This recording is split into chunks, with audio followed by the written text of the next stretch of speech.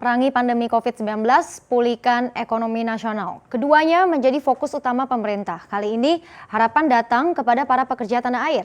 Pemerintah akhirnya berencana menyelamatkan masa depan para pekerja yang terdampak pandemi COVID-19. Seperti apa selengkapnya kami ulas pagi ini dalam Asa Pemerintah Selamatkan Pekerja berikut ini. Di saat banyak perusahaan-perusahaan yang tidak mampu membayar penuh pekerjanya, bahkan tidak sedikit yang juga dipotong gajinya, pemerintah akhirnya setuju memberikan subsidi gaji senilai Rp600.000 bagi para pekerja yang gajinya di bawah 5 juta per bulan. Nah, skema ini masuk dalam program pemulihan ekonomi nasional, di mana pemerintah melalui Kementerian Keuangan akan memberi alokasi santunan itu selama 6 bulan.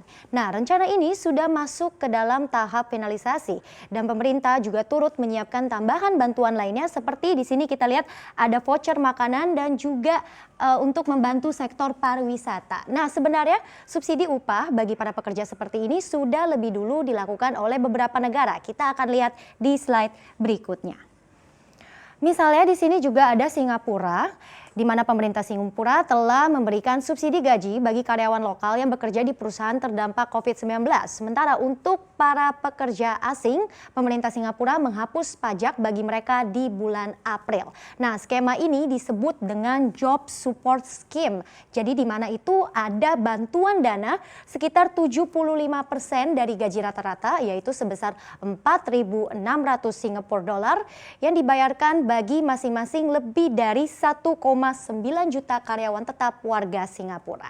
Nah, jadi 75% dari 4.600 Singapura dolar di sini yaitu subsidi upah maksimum untuk perusahaan tadi, artinya ada nilai sekitar 3.450 Singapura dolar. Nah, ini jika dikonversikan maka ini juga setara dengan 36,8 juta rupiah. Nah, selain itu bagi pengusaha, mereka juga akan menerima potongan pajak pekerja asing dari pemerintah Singapura sebesar 750 Singapura dolar atau sekitar 800.000 rupiah.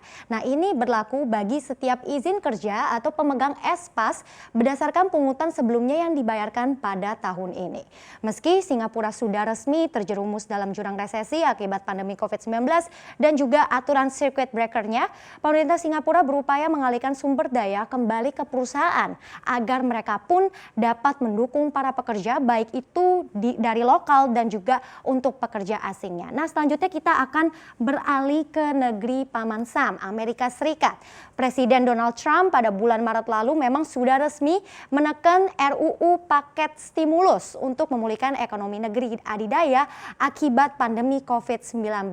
Nah, jumlah stimulus itu mencapai 2 triliun dolar atau sekitar 32.000 triliun rupiah. Nah, ini merupakan memecah rekor paket stimulus terbesar Amerika Serikat sepanjang sejarah. Adapun di antara bantuan stimulus itu bagi para pekerja kita lihat di sini ada sekitar 350 miliar dolar pinjaman bagi UMKM untuk membayar upah, gaji maupun tunjangan pegawai senilai 250% dari gaji bulanan pemberi kerja, di mana maksimalnya sebesar 10 juta dolar. Kemudian ada kredit pajak untuk tetap mempertahankan karyawan senilai 50% dari upah yang dibayar selama krisis. Dan ini khusus untuk bisnis yang terpaksa menunda operasi atau yang mengalami penurunan pendapatan akibat pandemi. Nah, berbicara terkait stimulus pemerintah dari dua negara yang sudah dilanda resesi tadi, lantas bagaimana dengan Indonesia? Kita juga akan lihat di slide yang terakhir. Nah, atas dampak ekonomi dari pandemi COVID-19, pemerintah telah membangkitkan program bantuan langsung tunai kepada 29,3 juta warga, di mana ini masuk ke dalam kategori miskin. Nah, setiap warga ini mendapatkan bantuan BLT sebesar Rp600.000 per keluarga per bulannya.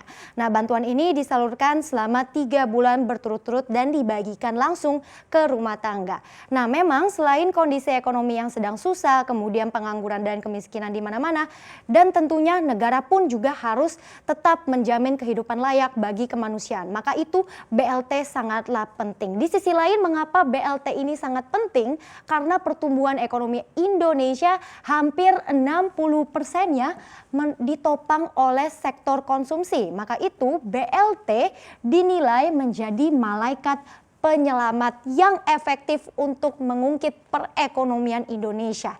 Apalagi makin ke sini Indonesia juga semakin berpotensi masuk ke jurang resesi imbas dari pandemi dan aturan PSBB. Lantas muncul pertanyaan, apakah Rp600.000 ini cukup untuk mendorong daya beli masyarakat dan apakah perluasan BLT dapat menjadi solusi pertimbangan pemerintah? Menteri Keuangan periode 2013 hingga 2014, Khatib Basri menilai idealnya bantuan BLT harus diperbesar menjadi Rp1 juta dan untuk mendorong konsumsi seharusnya yang mendapatkan ini tidak hanya masyarakat dengan golongan miskin saja, tetapi masyarakat di golongan menengah yang juga ikut terdampak pandemi COVID-19. Nah, BLT dinilai ampuh karena apa? BLT yang diterima berupa uang cash tentunya diharapkan ini bisa dibelanjakan langsung untuk kebutuhan sehari-hari. Nah, di sisi lain Anda juga perlu tahu sektor swasta ini sekarang banyak yang ogah berinvestasi. Alasannya apa? Karena tidak ada permintaan. Kenapa minim permintaan? Karena tadi daya beli ini menurun. Nah, maka itu kondisi ini juga tercermin di mana Bank Buku 4 saja ini sudah mencatatkan penurunan loan to deposit ratio. Nah, ketika tidak ada permintaan kredit, maka tidak ada ekspansi usaha. Jadi, meskipun bunga perbankan ini sudah diturunkan, orang pun juga masih enggan meminjam uang dari bank. Karena apa?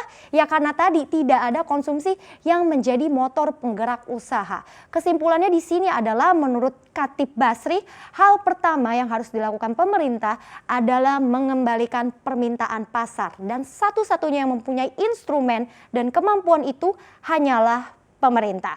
Pasalnya, jika konsumsi tidak mampu didorong, persoalan sektor real yang dihadapi sekarang bisa-bisa sulit teratasi hingga tahun depan. Nah, apakah opsi ini akan masuk ke dalam pertimbangan pemerintah dalam waktu dekat?